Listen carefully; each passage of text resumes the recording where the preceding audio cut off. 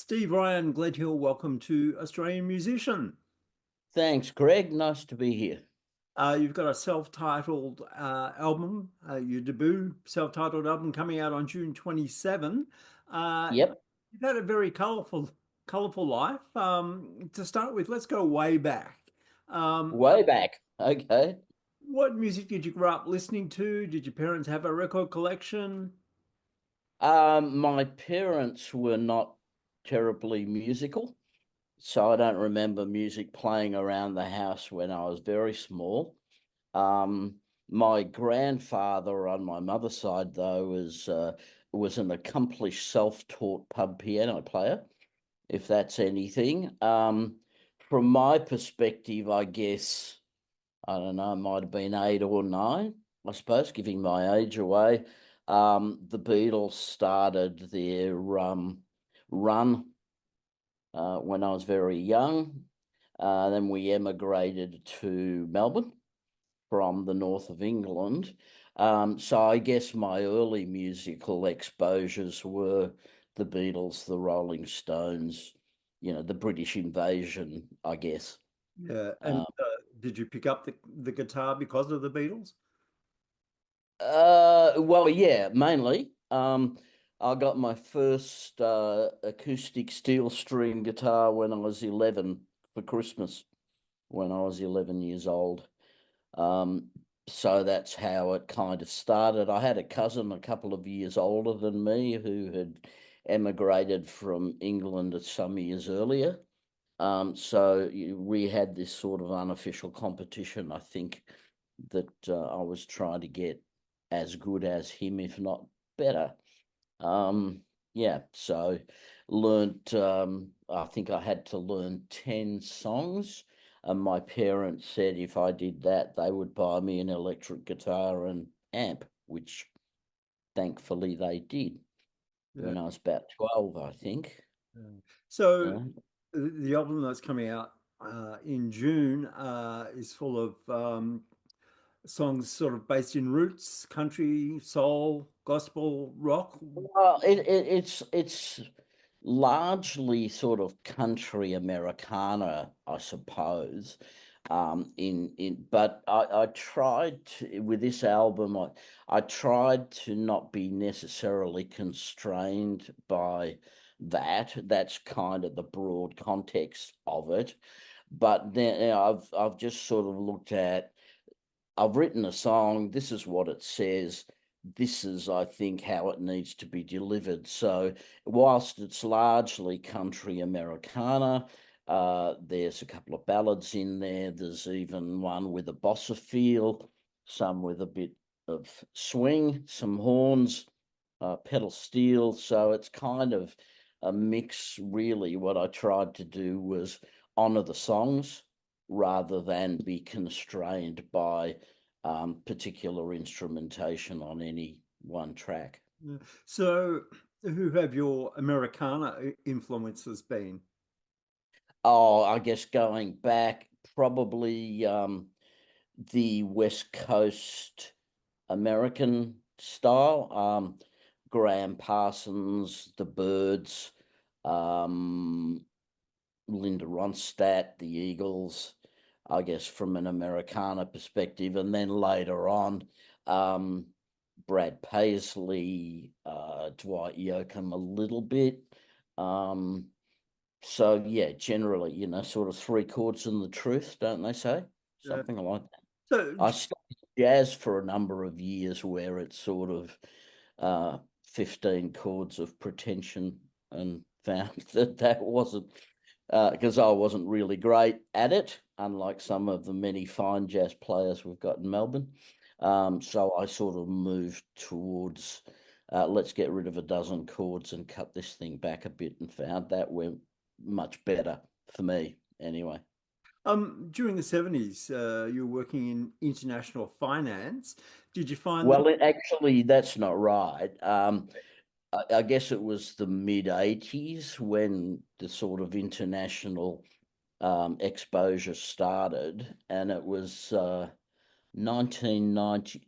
So yeah, so late 80s into the early 90s. I was based in Melbourne, but doing finance on an international level. And then in 1994, I moved to Hong Kong for 9 years, Yeah. which is where the sort of global finance thing really took off. Yeah, the reason I asked it, I was wondering if music was ever a good conversation starter with the people you were dealing with. Yeah, look, it often was. I did actually, while I was in finance and in Hong Kong, I did shows in Hong Kong, obviously, Singapore, Beijing. I played in Houston, Texas, um, London, Connecticut. So I did a few gigs around. So it was a bit of a conversation starter, I suppose, outside the normal, what do you think the US dollar's going to do in the next 3 months kind of thing, which everybody talked about. But they're very narrow in finance, very focused on one particular thing. So I tried to expand the conversations where I could, Yeah. sitting around a table in Tokyo or something with international financiers. And one of the tricks I used to do was give them a serviette and a pen and say, draw a map of the world and name as many countries as you can. Extra points if you can name the capital city and the currency. And if there was an Indian at the table, they generally won. Okay, that's interesting. Because of that classic English education, I think. Yeah. The Americans did the worst at it. Yeah, that doesn't surprise me. Yeah. You've released an EP in the past. Why has it taken all this time to get to an album? Um, Time, money, inspiration. I've recorded. I had a band called the Broken Sweethearts. We did a couple of EPs and 3 or 4 singles, so it sort of had a taste for that. And then before COVID, what was it, 2019, I suppose, I recorded a 7-track EP called the Charlemagne Project. That was sort of my very first. I'm out front, I'm writing or co-writing all the material, I'm singing it, and so on and so on. And then I guess through COVID and beyond, I felt I had more to say. So I wanted to make a full length album. So we started planning for that, I think August last year. Yeah. So you had Cam McKenzie producing the EP. You brought him on board for the album as well. Yep. What does Cam bring to a project? Uh, He's a wonderful guy. We get along really well. He's a great musician, got fantastic ears. And I guess when we were doing the EP, we developed what I felt was a really good process. I like to be organized. So used him again when I was looking at the full length album. We did all of the guitars between us. He played bass all the way through. And we shared guitar duties, although I have to say he's a much better lead guitar player than I am. And also Tracy Kingman did backing vocals on the EP and also did backing vocals with me on this album as well.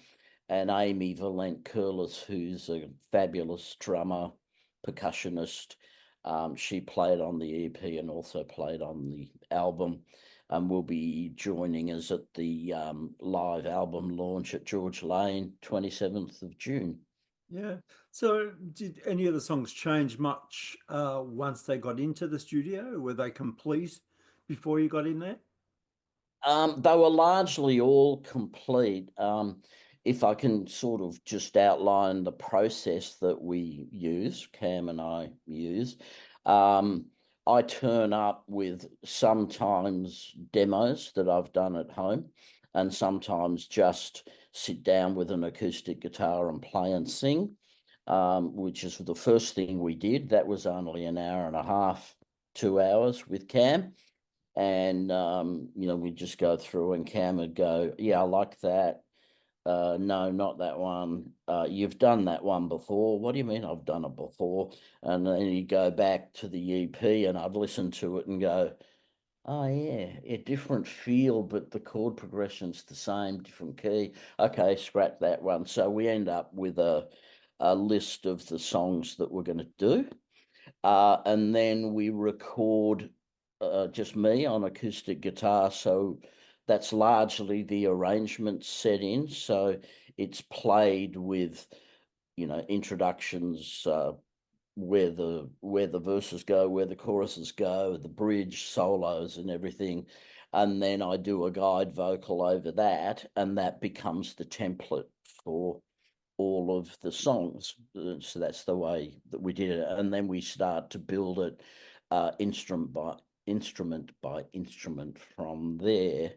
So they're largely set once we'd agreed what songs we were going to do, although there were a couple of bits as we were going through the recording process, particularly in a couple of the bridges where Cam came up with some interesting ideas to kind of tilt it a little bit. And then, we'd be listening through it and go, it needs to have something here before we go back to the last verse.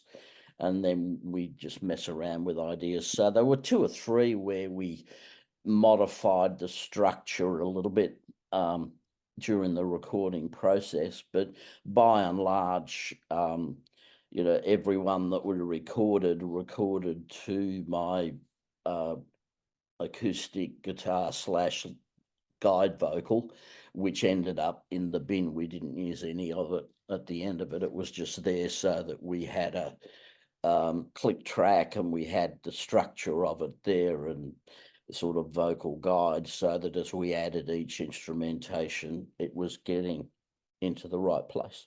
Yeah. Tell me about the guitars that you used on the album. Okay. Well, I reckon between Cam and I, we probably had 24 between us. So mainly I used, do you want me to get specific? A Martin 000 15 12-string acoustic that which we used in the background of a lot of the more acoustic type tunes. I've got a lovely 1969 Gibson 160E, affectionately known as the hit maker, they used to call it. Very popular with Lennon and Harrison back in the mid-60s. So I used that a lot acoustically. I've got a vintage sort of early 70s Fender Telecaster thin line custom with the two humbucking pickups on it. And a nylon string I used on the sort of one bossa tune. And then Cam, basically, we were Les Paul and a standard Telecaster mainly, and he used, I think it was a Fender jazz bass for the jazz. I think that they were mainly what we used. Yeah. We could have used a lot more, but it just takes up too much time. Yeah. Did the guitars go straight into the desk, or did you mic amps? No, we didn't mic any amps. We mic'd up the acoustic guitars, double mic'd, sound hole and, near the sound hole and about the 12th, 14th fret. And everything else, all the electrics went through the board. Cam had a pretty good pedal rig. So sometimes it went into the pedal rig, into the board, but yeah, we did it all. We did pretty much did it all straight into the desk, apart from drums and horns, of course, which you can't do. Is there a track on the album closer to your heart than others? I like them all. They're all my babies, I suppose. It's like kids. Which kid do you like the most? Well, I love them all. But I think for me, probably Echoes of the Valley is the tune that I suppose I'm most proud of, because it's not so much country. It harks back to the late 60s California kind of thing. And it name checks a lot of the emerging artists coming out of that West Coast sound, and name checks a lot of those. And that was a co-write with Tracy Kingman. Yeah. And it's just sonically, I just really like it. It's so different from everything else on the album, which is okay, I guess. Yeah.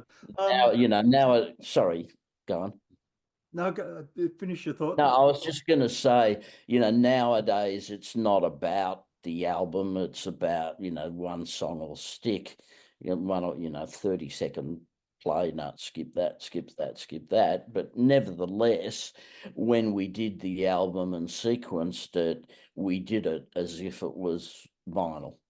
So we thought very carefully about the order of the songs, and Echoes of the Valley would kind of be the last track on side one, and then you'd flip it over. So it's been constructed as if it was an old school vinyl record. I haven't done it on vinyl yet because I don't want to be stuck with 50 or 60 very expensive bits of vinyl that nobody wants. But we did sequence and structure it as if it were a record being issued. In 2016, I believe you were diagnosed with both Asperger's and Parkinson's. Well, they weren't the same time, but yeah, 2016 was about the Asperger's thing, Yep. and Parkinson's was about 4 years ago. Right. So how has that affected your life and ability to record and perform?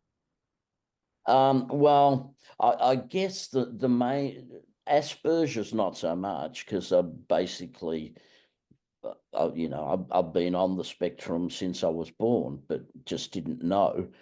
So I guess that analysis basically just helped me understand a lot of things that had gone on in my life up to that point. Parkinson's, though, it continues to be tricky. As you know, it's a progressive disease, so it gets worse as it progresses, and there's no cure for it, so it's mainly medication. So in terms of performance, I don't have the energy I used to have. Get in the car, drive for 3 hours, load in, sound check, play for 3 hours, load it all back in, drive another 3 hours back home. I can't do that anymore. I've slowed down, so I can't play. Now, I was never a really shredding fast player anyway, but it's slowed down a bit. And sometimes if I'm in the middle of medication, I can get the shakes. So when we were recording this album, I had to be mindful of not trying to push too much in day after day, because that would have a negative effect on my ability to deliver.